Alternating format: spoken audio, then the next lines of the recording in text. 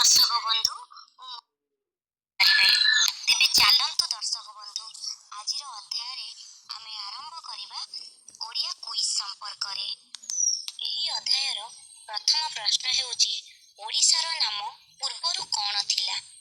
ଏହାର ଉତ୍ତର ହେଉଛି ଉଡ୍ର, ଉତ୍କଳ ଏବଂ କଳିଙ୍ଗ ଥିଲା।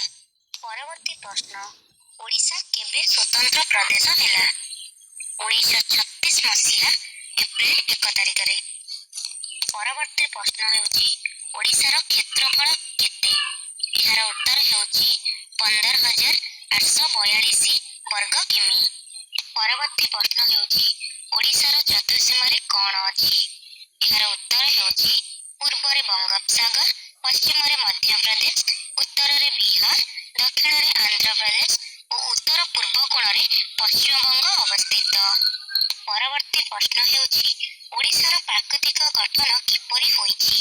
ଏହାର ଉତ୍ତର ହେଉଛି 1ରେ ଉତ୍ତରସ୍ଥ ମାଳଭୂମି, 2ରେ ମଧ୍ୟବର୍ତ୍ତୀ ନଦୀ ଉପତ୍ୟକା ଅଞ୍ଚଳ, 3ରେ ଦକ୍ଷିଣ ପଶ୍ଚିମ ପାର୍ବତ୍ୟ ଭୂମି, 4ରେ ଉପକୂଳସ୍ଥ ସମତଳ ଭୂମି। ପରବର୍ତ୍ତୀ ପ୍ରଶ୍ନ ହେଉଛି ଓଡ଼ିଶାର ସଂସ୍କୃତିର ଆଧାର କ'ଣ? ଏହାର ଉତ୍ତର ହେଉଛି ଆଧ୍ୟାତ୍ମିକତା। ପରବର୍ତ୍ତୀ ପ୍ରଶ୍ନ ହେଉଛି ଓଡ଼ିଶାର ସଂସ୍କୃତିର ମୂଳ ଆଦର୍ଶ କ'ଣ? ଏହାର ଉତ୍ତର ହେଉଛି ସାରା ବିଶ୍ୱକୁ ନିଜର ଭାବି ସମସ୍ତଙ୍କର ସୁଖ କାମନା କରିବା। ପରବର୍ତ୍ତୀ କ୍ୱେଶ୍ଚିନ୍ ହେଉଛି ଓଡ଼ିଶାର କେଉଁ ଜିଲ୍ଲା ଆୟତନରେ ସବୁଠାରୁ ଛୋଟ? ଏହାର ସଠିକ୍ ଉତ୍ତର ହେଉଛି ଜଗତସିଂହପୁର।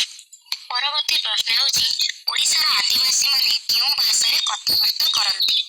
ଏହାର ଉତ୍ତର ହେଉଛି ସଉରା, କରଜା, ଗଣ୍ଡିଆ, କୋୟା, ଜୁଆଙ୍ଗ ଓ ମୁଣ୍ଡାରୀ, ଭୂମିକା, ସାନ୍ତାଳୀ, କୋଲ୍ହ ଓ କନ୍ଧ ଭାଷାରେ କଥାବାର୍ତ୍ତା କରନ୍ତି। ପରବର୍ତ୍ତୀ ପ୍ରଶ୍ନ ହେଉଛି ଓଡ଼ିଶାରେ କେଉଁ ନୃତ୍ୟ ହୁଏ? ଏହାର ଉତ୍ତର ହେଉଛି ଓଡ଼ିଶୀ, ଘୋଡ଼ା ନାଚ, ଦଣ୍ଡ ନାଚ, ରଣକ ନାଚ, କଣ୍ଢେଇ ନାଚ, ଜୁଆରୀ ନାଚ, ଗୋଟିପୁଅ ନାଚ ଇତ୍ୟାଦି ହୋଇଥାଏ। ପରବର୍ତ୍ତୀ ପ୍ରଶ୍ନ, ଓଡ଼ିଶାରେ କେଉଁ ଆଦିବାସୀ ନୃତ୍ୟ ହୁଏ?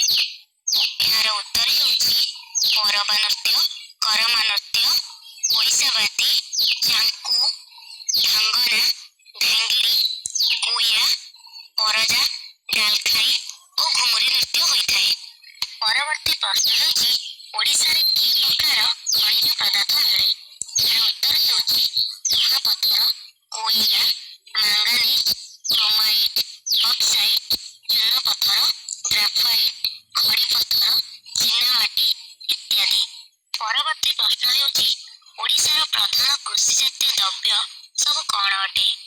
ଏହାର ଉତ୍ତର ହେଉଛି ଧାନ, ଝୋଟ, ନଡ଼ିଆ, ଚିନାବାଦାମ, ତୈଳବୀଜ ଓ କାଜୁବାଦାମ ଇତ୍ୟାଦି ହୋଇଥାଏ।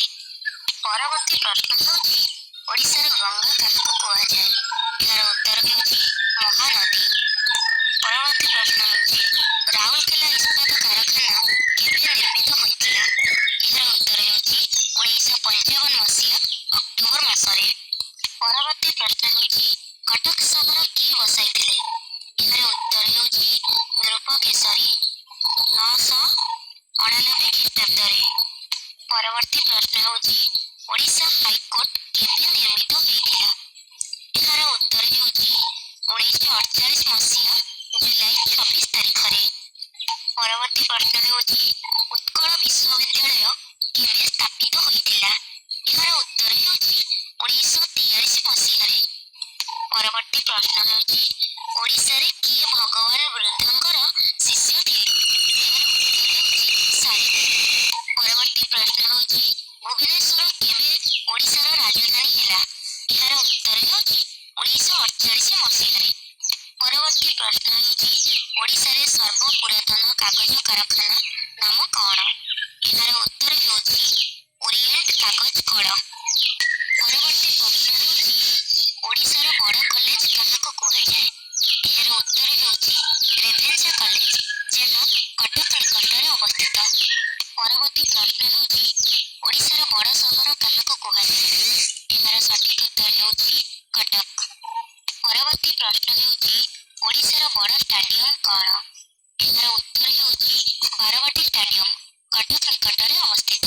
ପରବର୍ତ୍ତୀ ପ୍ରଶ୍ନ ହେଉଛି ଓଡ଼ିଶାର ବଡ଼ ପର୍ବତ କ'ଣ? ଏହାର ଉତ୍ତର ହେଉଛି ଦେଓମାଳି। ପ୍ରଶ୍ନ ହେଉଛି ଓଡ଼ିଶାର ବଡ଼ ଡାକ୍ତରଖାନା କେଉଁଠାରେ ଅବସ୍ଥିତ? ଏହାର ଉତ୍ତର ହେଉଛି Shri Ramachandra Bhanj medical college hospital Cuttack. ପରବର୍ତ୍ତୀ ପ୍ରଶ୍ନ ହେଉଛି ଓଡ଼ିଶାର ବଡ଼ ହ୍ରଦ କେଉଁଠାରେ ଅବସ୍ଥିତ? ଏହାର ଉତ୍ତର ହେଉଛି ଚିଲିକା।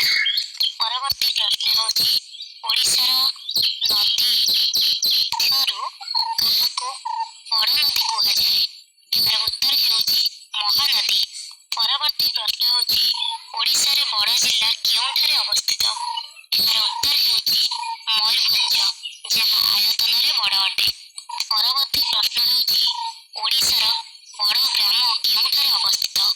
ଏହାର ଉତ୍ତର ହେଉଛି ଭୁବନ, ଯାହା ଢେଙ୍କାନାଳ ନିକଟରେ ଅବସ୍ଥିତ। ପରବର୍ତ୍ତୀ ପ୍ରଶ୍ନ ହେଉଛି ଓଡ଼ିଶାର ବଡ଼ ଜଳପ୍ରପାତ କେଉଁଠାରେ ଅବସ୍ଥିତ? ଏହାର ଉତ୍ତର ହେଉଛି ଡୁଡୁମା। ପରବର୍ତ୍ତୀ ପ୍ରଶ୍ନ ହେଉଛି ଓଡ଼ିଶାର ବଡ଼ ଉଡ଼ାଜାହାଜ ପଡ଼ିଆ କେଉଁଠାରେ ଅବସ୍ଥିତ? ଏହାର ଉତ୍ତର ହେଉଛି ଭୁବନେଶ୍ୱର। ତେବେ ଦର୍ଶକ ବନ୍ଧୁ, ଆଜିର ଅଧ୍ୟାୟକୁ ଆମ୍ଭେ ଏହିଠାରେ ସମାପନ କରୁଛୁ। ଆପଣମାନେ ଏହାର ପରବର୍ତ୍ତୀ ଅଧ୍ୟାୟରେ ଆହୁରି ଅନେକ ଗୁଡ଼ିଏ ପ୍ରଶ୍ନୋତ୍ତର ସମ୍ବନ୍ଧରେ ଜାଣିବାକୁ ପାଇବେ। ତେବେ ଆପଣ ପରବର୍ତ୍ତୀ ଅଧ୍ୟାୟ ପାଇଁ ଏହି ଚ୍ୟାନେଲକୁ ସବସ୍କ୍ରାଇବ୍ କରିବା ସହିତ ତଳେ ଥିବା ବେଲ୍ ଆଇକନକୁ ମଧ୍ୟ ଦବାଇ ଦିଅନ୍ତୁ, ଯାହାଫଳରେ ଆପଣ ପ୍ରତ୍ୟେକ ଭିଡ଼ିଓ ଗୋଟିଏ ପରେ ଗୋଟିଏ ଅଧ୍ୟାୟକୁ ଦେଖିପାରିବେ।